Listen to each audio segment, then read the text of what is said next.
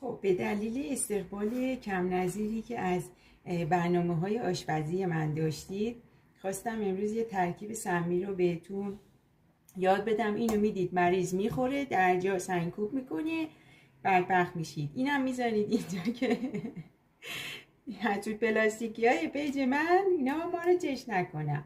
خب آجیل کیلویی 700-800 تومن، 1 تومن هم میذارید اینجا، همه رو دیزاین میکنید جلو چش مردم.